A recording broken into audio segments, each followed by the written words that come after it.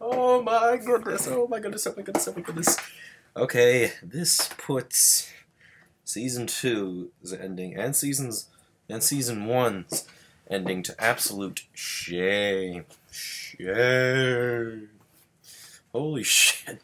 That might be the best fight we've had in a long time.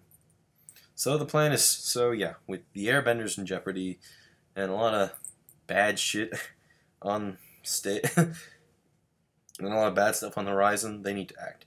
Korra says she'll give herself up to Zahir. Give herself up to Zahir as long as he frees the airbenders. Such things happens, but of course it's a trap. The airbenders apparently walked away. Well, not walked away, they were somewhere else. Yeah, and they capture Korra. But we get a damn impressive fight between Zahir, Korra, and Tonrock. And, oh my god, Combustion Lady. Pai Li. We get a nice moment between her and Zahir. Apparently, their history goes back quite a bit. She has the most brutal death ever. Well, one of the most brutal deaths I've seen on this show. Lin, they have this huge plan, and Lin and Suyin, and okay, it's great seeing these two work together. Just really just working together in collaboration. Suyin takes her armor, metal bends it around Pai Li's face as she bends, and you don't really get to see it, but God, just Zahir's look just when it happened. But yeah, he meanwhile, Asami, Bolin, and Mako are being led to the airbenders by Gazan. Of course, it's a trap, and Gazan just sets the whole thing in lava. And they rescue Tenzin though, and Bolin is a lava bender. It's incredible. He couldn't metal bend. He can lava bend. It's incredible. I was like, oh wow, that's awesome. So there's that. And it's pretty sweet how he does it. And then they meet Kai again, who leads them to safety. But Korra is captured, and oh god, the final shot of her, it's her chained up, arms and legs spread like that against like a 150-foot thing. Like, how would you describe it, Ted? You know when Korra was chained up on the thing, they're gonna deliver the poison? Huh? You know when in the episode Enter the Void? You know when they're gonna put the poison in her, she was chained up like that? No, when she was chained up like this. Yeah. I was like, Jesus. DeviantArt is not gonna be the same. Yeah. The fan art's bad. Anyways, okay, outsider's opinion. Anyways, they're going to administer the poison. But we do get a very questionable shot of this person who's tending to Tonrock's wounds, who's like, please, call me this, in a very ooh, we're gonna have a twist.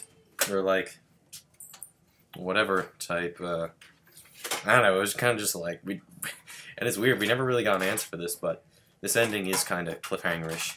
So yeah, Korra's captured and they're going to administer the poison. So I'm sitting there thinking well, how are they going to administer the poison? Because I'm well, she could just breathe fire, but it can absorb through her skin. The point is, Zahir, and he actually does say anarchy, the Red Lotus are anarchists.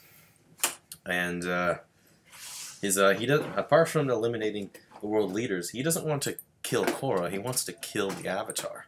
So the poison is going to force her into the Avatar state, and that's when he's going to kill her.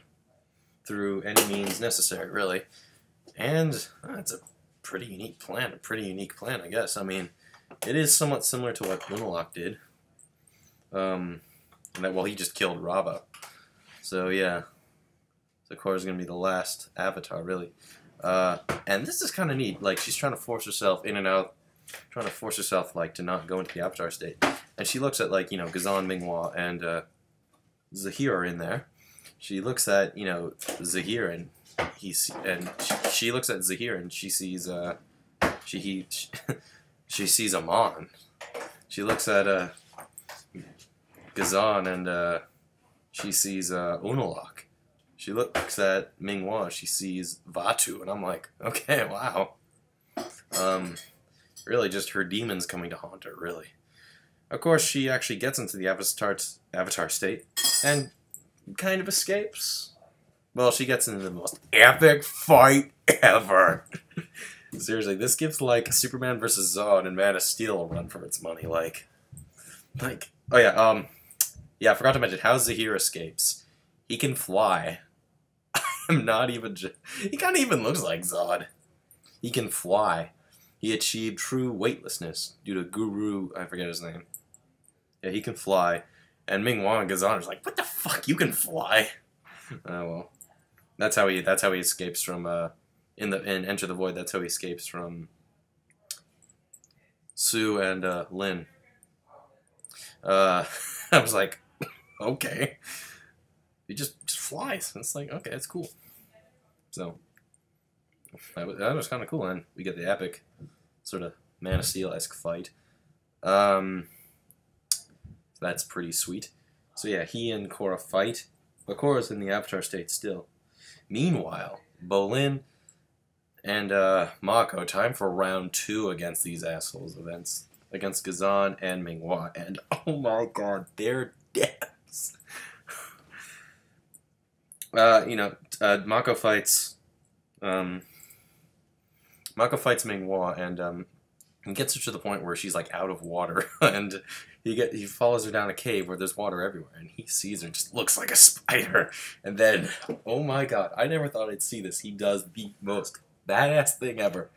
He shoots lightning. He jumps out of the air and strikes lightning at the water, and just you see Minghua's face just KO. I don't know. There's never been a death that gruesome. Meanwhile, round 2 against Bolin and Gazan. Despite his newfound effort,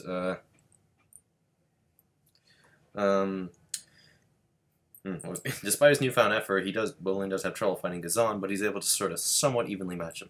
Mako comes in and the two fight, and Gazan's like, I'm not going to prison, and he's just like, fuck everything! Just destroys the entire cave, and the cave's sort of lit by these crystal things. I was like, that's looked pretty nice, and the two escape. And they're like, okay, we have to help. Yeah. Oh, also a nice moment. They save the airbenders, and Bolin meets Opal. And of course, Sue, well, she's with Sue and Lin, and Sue's just like, oh my god, Opal, you're so safe. And then Bolin's like, Opal, you're safe. I was like, really, man? So Zahir and Korra have this epic fight, but in terms of the poison, does it have a name? It's just called the Poison. Will not only put her into the Avatar state, but it will eventually kill her. But, you know, slowly. So there's that to worry about. And so he gets to the point where, like, she's like, she can't fight anymore. She's just, the poison's getting to her. And so Zahir starts bending the air out of her lungs.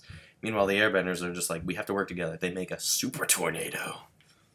And it's just like, ooh, a super tornado. And they get Zahir. And, oh yeah, the fight that Korra and Zahir have, it's Man of Steel, really. It's like epic destruction, everything. It's just like,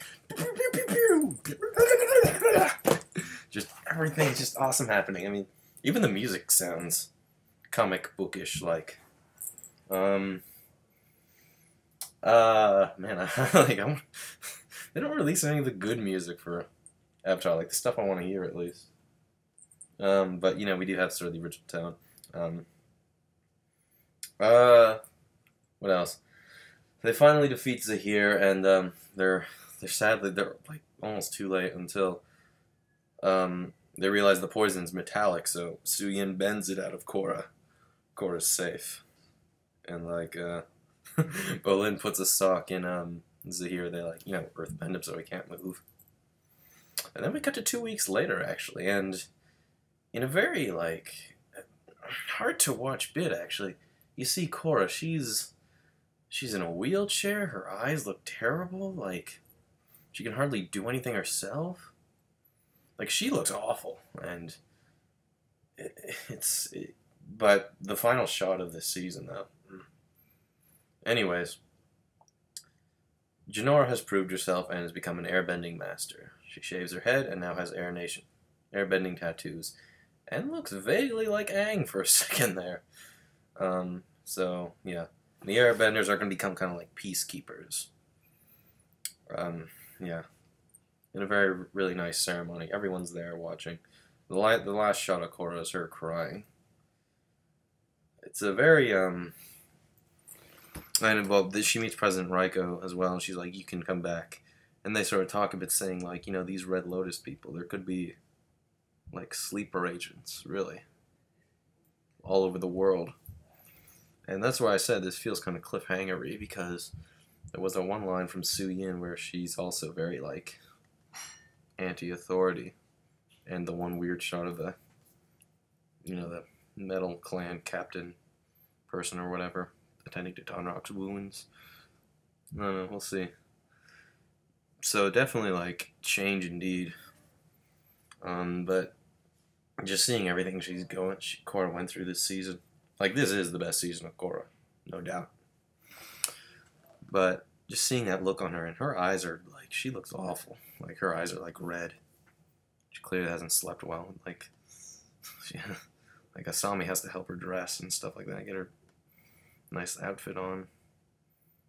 She looks rough. I'm you know, it says a lot about her character, I guess, but I'm really, you know, I want to see where this is going to go.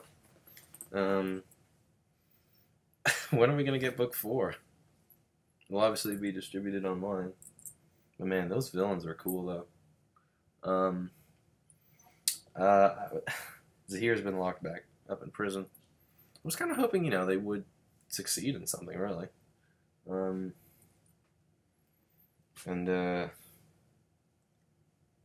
Do something big. I mean, clearly they've had an effect on Korra. How? Why?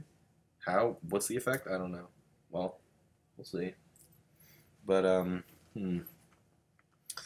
yeah, just a lot of stuff. And, so hinting at more Red Lotus members, something big's definitely going to happen. So these episodes both get nice big 10s from me. I think Venom of the Red Lotus is a bit better. But yeah, just very exciting episodes, really.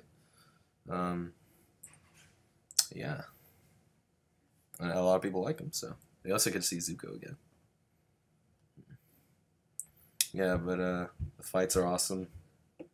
It's nice seeing, you know, Korra fight Zahir. And I also like to see Tonrock uses this sort of Minghua style bending of like the water tentacle things or arms or whatever.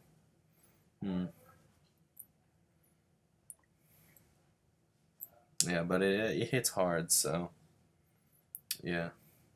But I'm doing a bit of speculation here. Like, what if Korra never heals, actually? For book 4, what if she doesn't heal? What if she doesn't get better? She could just be like this. But it's been a good season.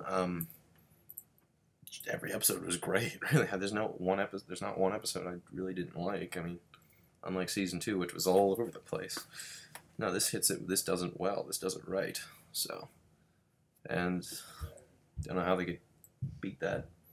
But season's good, and enjoy it for what it's worth. See you later.